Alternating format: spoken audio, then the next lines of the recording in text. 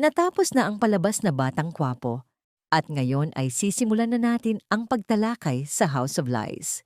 Para sa mga nais manood, huwag kalimutang mag-subscribe sa aming Cinema Insight English channel at patuloy na suportahan kami. Maraming salamat. Mula pa sa simula, malinaw na hindi ito isang karaniwang kwento, kundi simula ng isang katotohanang hindi mapakali. Ang kapalaran ay hindi naghihintay, hindi pumipili ng tamang oras. Dumarating ito eksaktong sa sandaling hindi ka handa. Hindi na ito basta paligsahan, kundi isang magulong labanan kung saan hindi lamang mga pangarap, kundi ang mismong katotohanan ang nakataya. Kung babagsak ka, ikaw ang pipili kung babangon ka muli. Ang mga salitang iyon ay nagpapaalala na lima lamang ang muling tatayo. Ngunit gabing iyon, hindi lang talento, kundi mga lihim at kasinungalingan ang handa ng sumabog.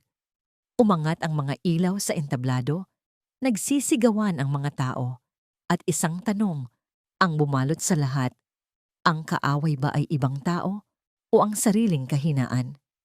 Kung ang tagumpay ay nakukuha sa pagbagsak ng iba, tagumpay ba yon o isang magandang kasinungalingan? At kung ikaw si Jenny, lalaban ka pa ba? Alam mong may gustong magpabagsak sa'yo? Sino ba talaga ang nasa likod ng sabwatan? At kung pipili ka, talento o integridad, alin ang magiging sandata mo? Hindi tumigil ang kaguluhan. Tumugtog ang musika, sumayaw ang mga manlalaro, kumalat ang halakhak, ngunit dama ng mga manonood ang kawalan. Dagdagan ng enerhiya, sigaw ng coach, pinupuno ang hangin, ngunit hindi nito natakpan ang usok ng tensyon. Sa likod ng kurtina, nagmamadali ang mga tauhan. Hanapin siya ngayon. Bawat sandali ay parang patalim na tumatama sa pagkakataon ni Jenny. Sapagkat sa mundong ito, kung wala ka, papalitan ka. Ganon kasimple. Sa madilim na pasilyo, nakahiga si Jenny, hawak ang kanyang ulo, naguguluhan. Hindi niya alam kung aksidente iyon o sinadyang itulak siya. Dahan-dahang nilalamon siya ng takot. Laro ba ito ng kapalaran o sabuatan ng tao? At saka may aninong lumapit.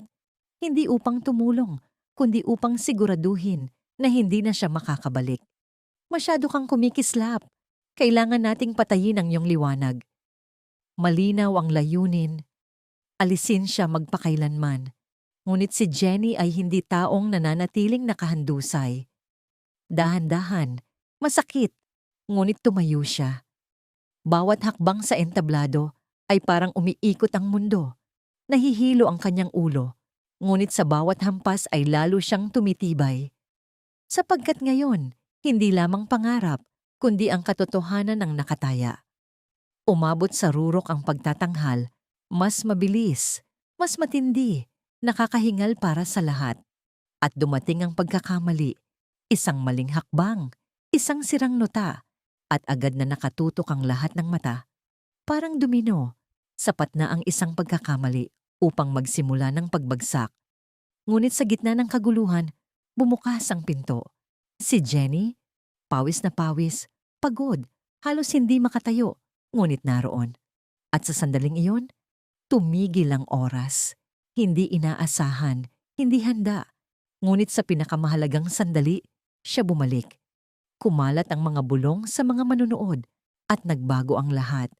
Hindi na ito kwento ng perpektong pagtatanghal, kundi ng pagbabalik, ng pakikipaglaban, ng muling pagbangon. Sumali si Jenny sa huling bahagi. Walang ensayo, walang pahinga. Ngunit bawat galaw ay may bigat, galit, katotohanan, at nagbago ang atmosfera. Hindi na lamang sila isang grupo, sila ay naging isang kwento. Kwento ng sakit, sabuatan, at pagtangging sumuko. Pagkatapos ng huling tugtog, katahimikan, isang segundo, 2, 3. Sa kabiglang palakpakan, sigawan, ngunit hindi lahat ay masaya.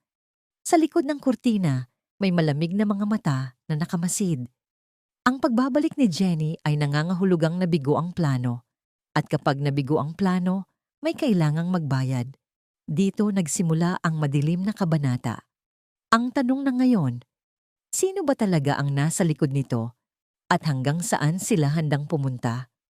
Kung kaya nilang saktan ng isa para sa isang pagtatanghal, ano pa ang kaya nilang gawin para sa tagumpay? Ngayon, nasa iyo ang pagpili. Mananatili ka bang tahimik o ilalantad ang katotohanan, alam mong may kapalit? At kung ang tagumpay ay nakatayo sa kasinungalingan, tatanggapin mo ba ito o lalayo? Gaano man kasakit, hindi dito nagtatapos ang kwento. Sa katunayan, dito nagsisimula ang tunay na labanan, sapagkat madalas, ang totoong digmaan ay nagsisimula lamang kapag namatay na ang mga ilaw sa entablado. Sa likod ng kurtina, may malamig na mga matang nakamasid. Ang pagbabalik ni Jenny ay nangangahulugang nabigo ang plano. At kapag nabigo ang plano, may kailangang magbayad. Dito nagsimula ang madilim na kabanata. Ang tanong ngayon, sino ba talaga ang nasa likod nito? At hanggang saan sila handang pumunta? Kung kaya nilang saktan ng isa para sa isang pagtatanghal, ano pa ang kaya nilang gawin para sa tagumpay? Ngayon, nasa iyo ang pagpili. Mananatili ka bang tahimik o ilalantad ang katotohanan? Alam mong may kapalit. At kung ang tagumpay ay nakatayo sa kasinungalingan, tatanggapin mo ba ito o lalayo? Gaano man kasakit, hindi dito nagtatapos ang kwento. Sa katunayan, dito nagsisimula ang tunay na labanan. Sapagkat madalas, ang totoong digmaan ay nagsisimula lamang kapag namatay na ang mga ilaw sa entablado. Samantala, sa kabilang kwento, lalong lumalim ang sugat ng pagtataksil ni Greg laban sa kanyang asawang si Regina. Mariin niyang itinanggi si Edward bilang anak, at ang pagtangging iyon ay tumagal ng maraming taon hanggang sa lumaki sina Edward at Paulo. Sa likod nito, nag-aalab ang paghihiganti ni Aldrin. Dahan-dahang kinokontrol ang yaman ng pamilya Turic Campo. Doon natuklasan ni Regina ang tunay na pagkakakilanlan ni Aldrin. Siya ay mula sa pamilya Belmonte. Ang orihinal niyang pangalan ay Walter. Minsang naging minamahal niya sa nakaraan. Tahasan ang pahayag ni Aldrin.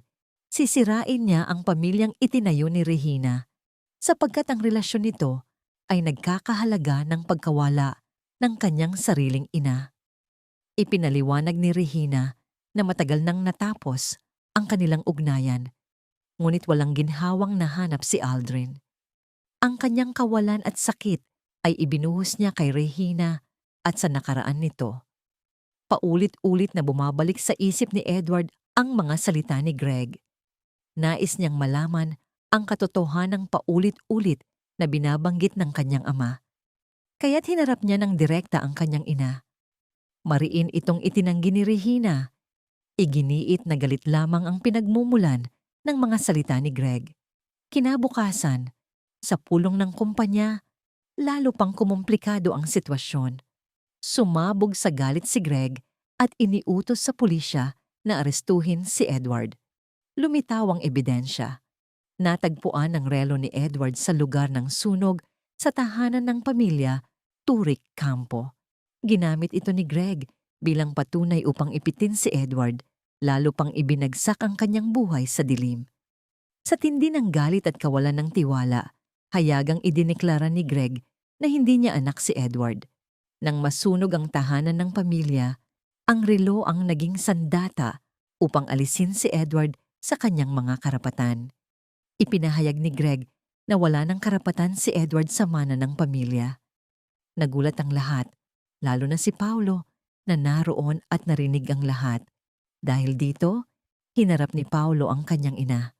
Wala nang ibang paraan, kaya inamin ni Regina na minsan siyang nasangkot kay Walter Del Monte, ama ni Aldrin. Ngunit nanindigan siya. Hindi niya kailanman niloko ang pamilya tungkol sa kapanganakan ni Edward. Totoong kapatid ni Paulo si Edward at anak ni Greg. Ipinaliwanag ni Regina na ang galit at kawalan ng tiwala ni Greg ang siyang nagbaluktot kay Edward bilang simbolo ng pagtataksil. Diretsyong lumapit si Paulo kay Aldrin. Doon niya kinumpirma ang mga salita ng kanyang ina. Hindi bunga ng pagtataksil si Edward, kundi tunay na anak ng pamilya Torcampo. Ang revelasyong ito ay lalo pang nagpalalim ng tunggalian sa pamilya. Ngunit ito rin ang nagmarka ng simula ng mas matinding labanan para sa mismong katotohanan. Maraming salamat sa panonood ng buong video. Para mapanood ang susunod na episode explanation, huwag kalimutang mag-subscribe Cinema Insight English Channel.